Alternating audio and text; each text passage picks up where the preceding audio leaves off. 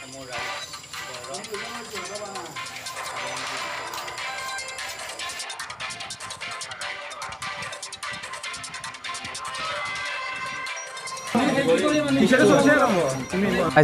আমাৰ ৰামদিয়াৰে এজন সাংবাদিক বন্ধুই সামাজিক মাধ্যম যোগে আমাৰ সমগ্ৰ ৰামদিয়াবাসীক অপমানিত কৰিছে। তেখেতে কি যুক্তিত কাৰ প্ৰমাণৰ ভিত্তিত তথ্যৰ ভিত্তিত এনেকুৱা বাতৰি মানে এনেকুৱা ধৰণৰ ফেচবুকত পোষ্ট কৰিছিলে আমি নাজানো।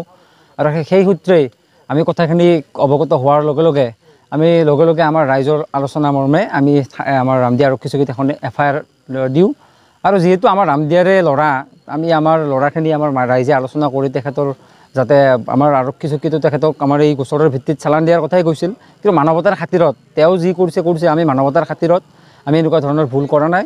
তেওঁৰ পৰা স্পষ্টীকৰণভাৱে তেওঁ যিহেতু ভুল কৰিছে সেই ভুলটো যাতে স্পষ্টীকৰণ সমগ্ৰ অসমে গম পায়। কাৰণ আমাৰ এই অঞ্চলটোৰ শৈক্ষিক দিশত আগবঢ়া, প্ৰতিটো দিশৰ পৰাই আমাৰ চোকা মেধাৱী ছাত্ৰ ছাত্ৰী আছে, প্ৰতিটো দিশৰ পৰাই আগবঢ়া। কালিৰাম মেধি আমাৰ ইয়াৰ পৰাই জন্ম পোৱা।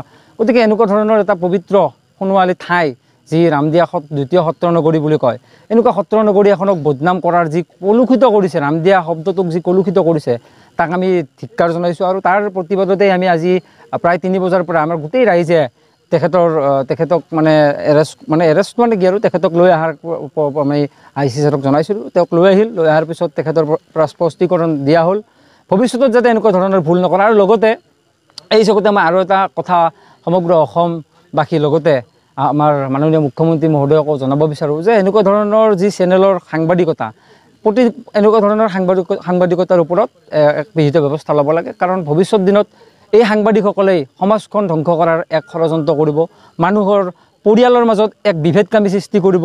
গতিকে এনেকুৱা ধৰণৰ যাতে নহয় তাৰ বাবে আমাৰ এই চেনেলৰ তেখেতে মৃদুল মজুমদাৰে যিটো চেনেলত কৰ্মৰত অৱস্থাত আছে, আমি চেনেলটোৰ নামটো নাজানো ভালদৰে, গতিকে এনি ভাৰতৰ যিগৰাকী সাধাৰণ সম্পাদক বা সম্পাদকৰ দায়িত্বত আছে তেখেতকো আমি অনুৰোধ জনাইছোঁ যাতে অনতিপলমে এইজন সাংবাদিকে যি পদবীত থাকি কেনে সাংবাদিকতা কৰি আছে তেওঁক তেওঁৰ পৰা পদত্যাগ কৰিব লাগে, তেওঁক অব্যাহতি দিব লাগে। আমি তাৰ কাৰণে অনুৰোধ জনাইছোঁ। বৃহত্তৰ ৰামদিয়া শ্ৰী জগতী পূজা সন্দৰ্ভত মন্তব্য কৰা সন্দৰ্ভত ক্ষমা বিচাৰি এটি ফেচবুক পোষ্ট। সন্মানীয় ৰাইজগণ, এই যে আজিৰ দিনৰ 11মান বজাত মই এটি ফেচবুক পোষ্ট কৰিছিলোঁ।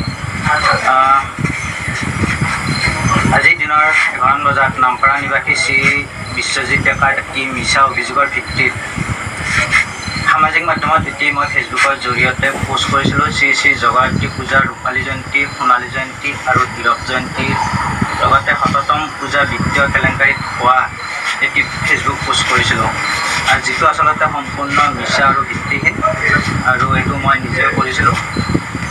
সামাজিক মাধ্যমৰ জৰিয়তে পূজা বাৰ্তা ৰাইজৰ লগতে সমগ্ৰ অসমবাসীলৈ মই মোৰ ভুলৰ ক্ষমা বিচাৰি ৰাইজৰ ওচৰত ক্ষমা বিচাৰিলোঁ। ভৱিষ্যতে কোনো তথ্য নোহোৱাকৈ এনেধৰণৰ পোষ্ট নকৰোঁ। লগতে আজি মই ক্ষমা বিচাৰি এই ফেচবুক ভিডিঅ'টো সামাজিক মাধ্যমত এৰি দিম। অনাগত দিনত এই ভিডিঅ'টো আঁতৰাই নিদিওঁ।